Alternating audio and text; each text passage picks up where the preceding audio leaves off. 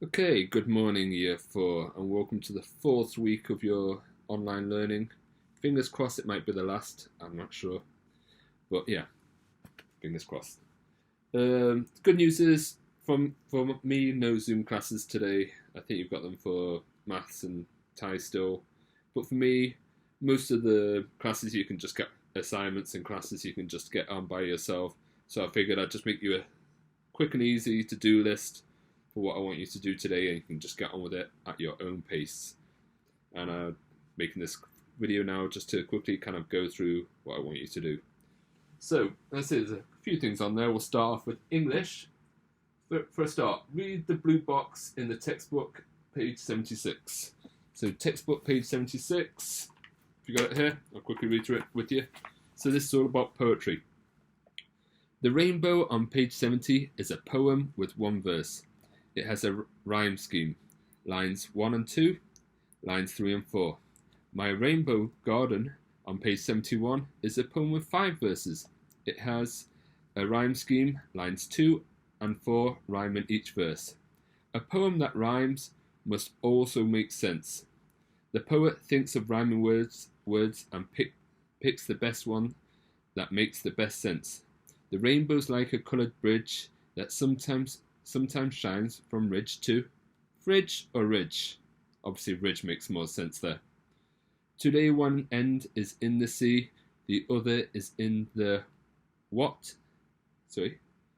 Be, free, or me is in the field with me. So you've got to make sure your poem makes sense. You can't just choose random words because they rhyme. They have to make sense as well. So the next part, this part is all in the workbook. So we jump to the workbook. It's workbook page 39. And this will all be on Edmodo. So on Edmodo, you're going to be answering these. Again, think about it. Words which rhyme, but also make sense. So complete this on Edmodo. I believe I'm posting this. I'll post the quiz at about 8 o'clock. Okay? So once you've done that, you can do this pretty quickly. So the next thing I want you to get on with is a writing assignment. This is actually your first writing assignment for term 2, so make sure it's a good one, okay? What I want you to do is I want you to write a poem. You've got a choice of topics there. You've got write a rhyming poem about being stuck at home, how you miss school, your online learning, the lockdown, or the coronavirus.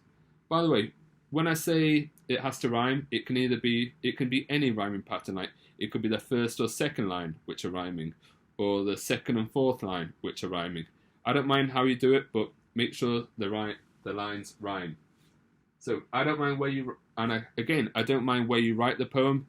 It could be on paper, it could be in your English notebook. If you want to do it on Microsoft Word, that's fine. Or if you want to type it straight up to Edmodo in the assignment folder, don't just post it randomly. You can do that as well. As long as I have a poem submitted on Edmodo by the end of the day, I'm happy. I don't mind where you do it. It's up to you. And if you want to illustrate it, that's fine too.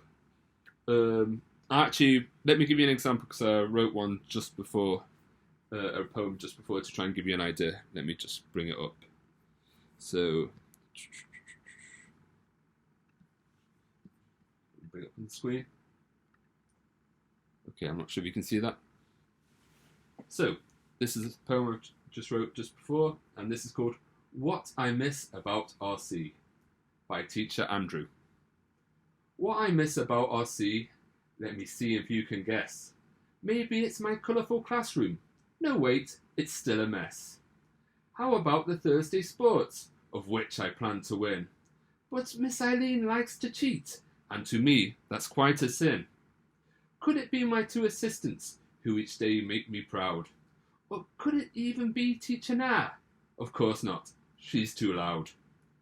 So you still haven't guessed what it is, and you'll have to pass?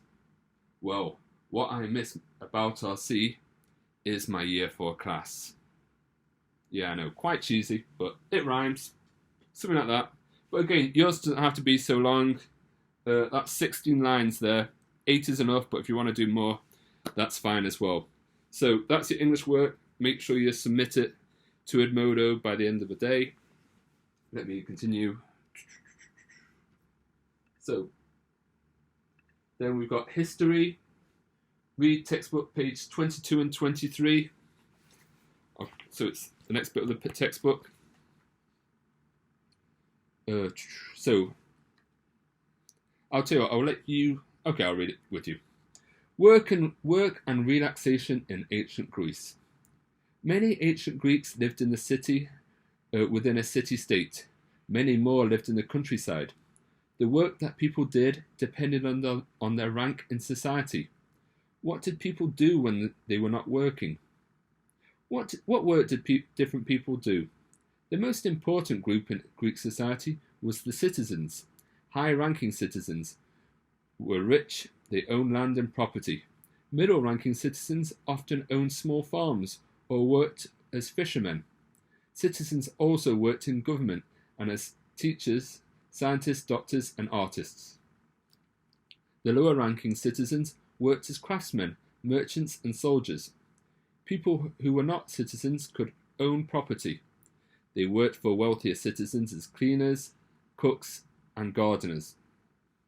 Below all these groups were the slaves. Low-ranking slaves worked in quarries or mines. Mid-level slaves worked on farms or in wealthy households. Some slaves had special skills and became nurses, teachers, or craftspeople. What did ancient Greeks do in their free time? Rich ancient Greeks used their free time for improving their minds. Men enjoyed discussing politics, religion, and philosophy.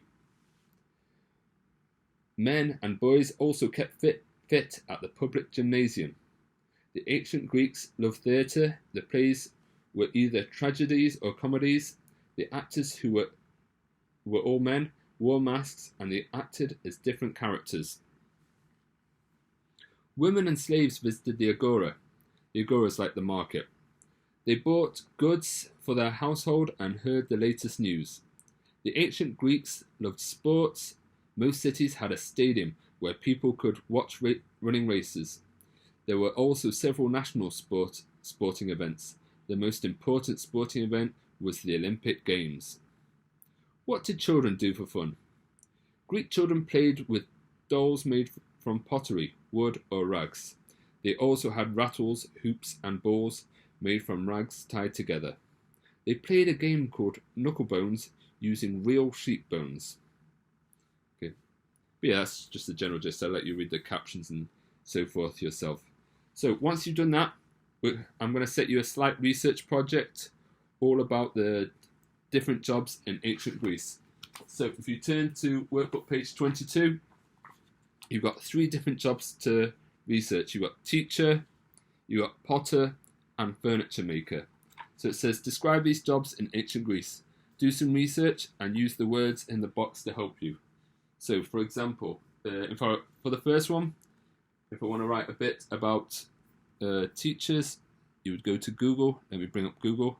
I'm not sure why my TV's flashing. Let me see if I can make it stop. Okay, work. Okay, I'll bring up Google. So there's my Google page. I would type in teachers in ancient Greece. So teachers in ancient Greece, if I went to the first website there, teachers in ancient Greece, I could simply copy that paragraph there. So teachers in ancient Greece, only educated boys. Girls were educated at home by their mothers. Boys from well-to-do families were sent to school around the age of 7. So I just write as much of that in the box here. So try and fill each box. So you've got teachers, so you type in teachers in ancient Greece, copy. Potters in ancient Greece, copy. Furniture makers in ancient Greece, copy. So that's your history work for today. No need to submit it on Edmodo. I'll just check it when you guys go back to school. Okay, so that's the history work. Making steady progress. 1 minute, just minimize that. So going back to the to-do list. Today's homework, revise for tomorrow's Unit 9 review quiz. So the things you need to revise in Unit 9 include, so using a dictionary, That means definitions and using synonyms. You got apostrophes for contraction. You've got silent letters, possessive adjectives and possessive pronouns, and also rhyming words, the poetry that we've done today. Okay, so make sure you revise all of them. As well as that, please start your new reader, and also do your today's capital is number 29, Portugal. Please research what Portugal's capital is and write it down in your geography workbook. I think that's correct. I think it's 29. I might be wrong though. But other than that, good luck with the work. Message me if you have any problems. But I think you should be able to do it by yourself. But good luck, and I'll see you in Zoom class tomorrow. Bye-bye.